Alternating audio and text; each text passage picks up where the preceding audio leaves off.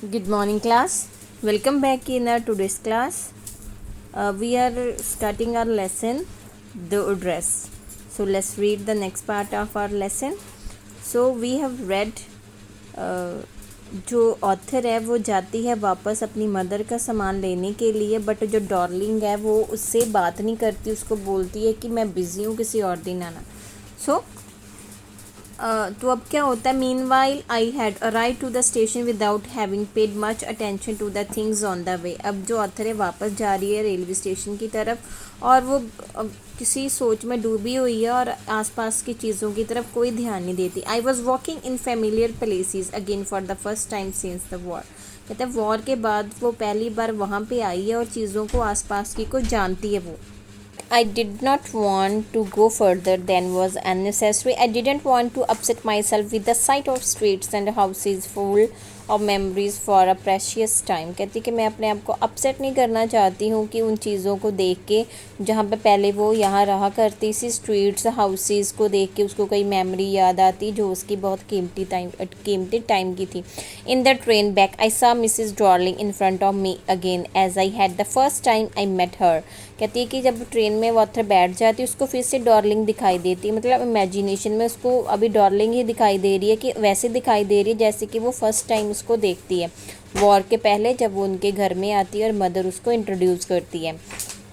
It was the morning after the day my mother had told me about her. I had got a plate and coming downstairs, I saw my mother about to see someone out, a woman with a broad bag. कहती कि early morning होती है तो वो stair से उतर के नीचे आ रही होती है ऑथर, और क्या देखती है कि उसकी मदर और किसी से बातें कर रही होती. कौन होती है वो? मिसिस डार्लिंग होती है. अ वुमन, एक औरत, विद अ ब्रॉड बैग, जिसकी की बैग काफ़ी भारी होती है. There is my daughter said my mother, she beckon to me. अब उसकी मदर उसको मिसिस डार्लिंग को बोलती है कि ये मेरी बेटी है और मुझे बुलाती है. शी बेकॉन मतलब बुलाना. The woman nodded and picked up the suitcase under the coat rack. She wore a brown coat and a shapeless hat. कहता है वीमेन अपना सिर हिलाती है और उसके हाथों में क्या होता है? सूटकेस. आपको पीछे भी बताया गया था सूटकेस में क्या लेके जाती है, उनका सामान लेके जाती है वो.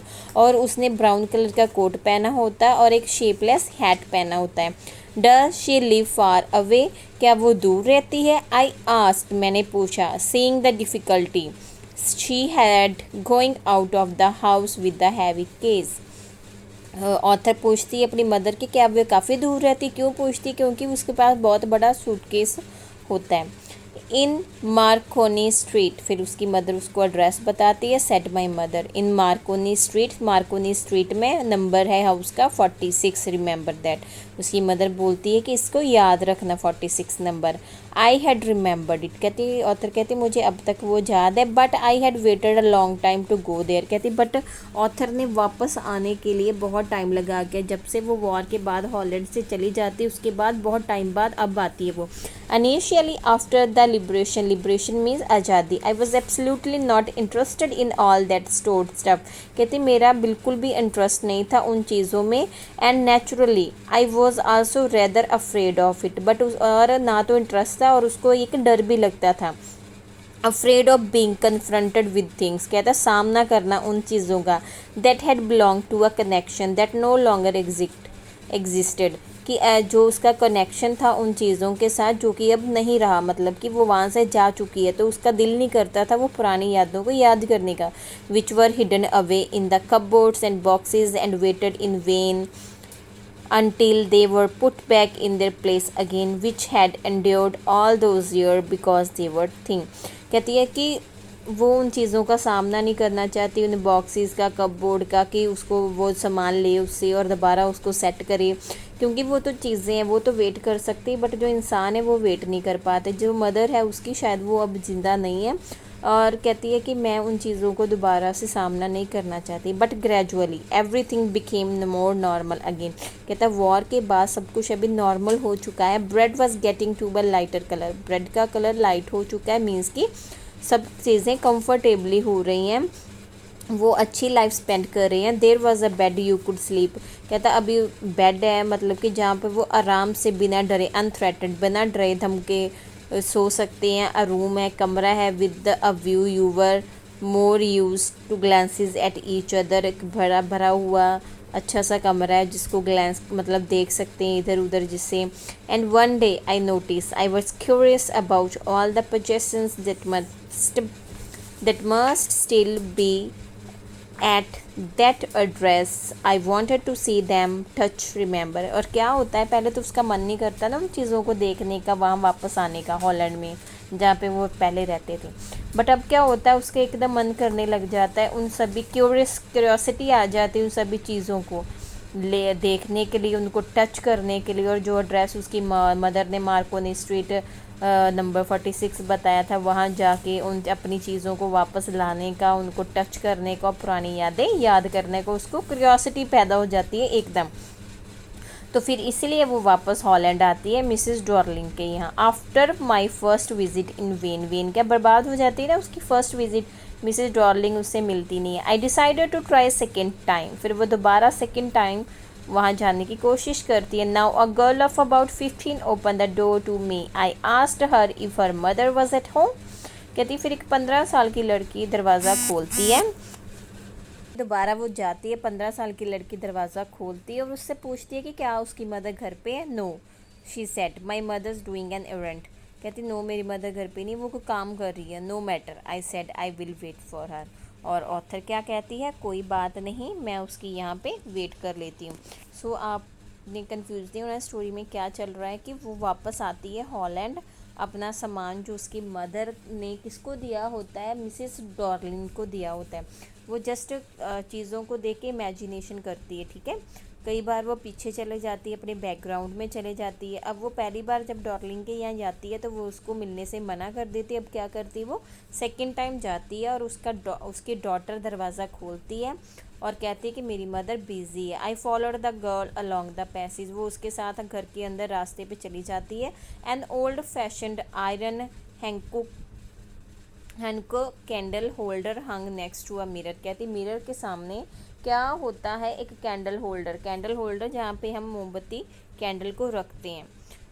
वेरी एंटिक्ट, पुराना वाला होता है। वी नेवर यूज्ड इट, वो किसका ही था, ऑथर का ही था। बट कहती कि उसने कभी उनको यूज़ नहीं किया था। क्यों नहीं किया था, because it was much more cumbersome. Cumbersome होता है कि जो डिफ़िकल्टी क्रिएट करे, than a single candlestick. कहता सिंगल कैंडल स्टिक की कंपैरिजन उसको हैंडल करना काफ़ी डिफ़िकल्ट था, इसलिए उन्होंने कभी उसको यूज़ नहीं किया था। वॉन्ट यू सिट डाउन, कि आप बैठ क्यों नहीं जाते, आस्क द गर्ल कहती है। She held open the door, वो दरवाज़ा खोलती है किसका, ऑफ द लिविंग रूम का। And I went aside past her, और उसके पीछे वो ऑथर भी वहाँ चले जाती है। आई स्टॉप्ड, फिर वो रुक जाती है, हॉरिफाइड, डर जाती है। I was in a room, अब वो अपने कमरे में होती है जहाँ पे वो रहती थी। I knew and I did not know, वो जानती थी और नहीं भी जानती थी। I found myself in the midst of thing, अब वो चीज़ों के बीच में होती है। I did want to see again but which oppressed me in the strange atmosphere. पता चीज़ें देखना चाहती है, लुक करना चाहती है इधर उधर रूम में, बट उसकी हिम्मत नहीं होती। और because of the tasteless way every thing was arrange, सभी चीज़ें कैसे होती है, सही ढंग से नहीं रखी गई होती है, टेस्टलेस वे में अच्छी तरह से सजा के नहीं रखी गई होती हैं। Because of the ugly furniture और द मगी स्मेल आपको लास्ट भी बताया था, जो कि जब रूम बंद होता है, सही ढंग से सफाई नहीं जाती, हवा नहीं पहुंचती, तो मस्टी स्मेल आती है ना, that hung there. I don't know but I scarcely dare to look around me, but उसका दिल नहीं चलता, रूम अनड्रेस्ड होता है, अच्छी तरह से फर्नीचर सेट नहीं होता है, स्मेल भी आ रही, तो उसका हौसला नहीं बढ़ता इधर उधर देखने का। The girl moved a chair, और लड़की उसको बैठने के लिए चेयर देती है। आई सैट डाउन, एथर बैठ जाती है।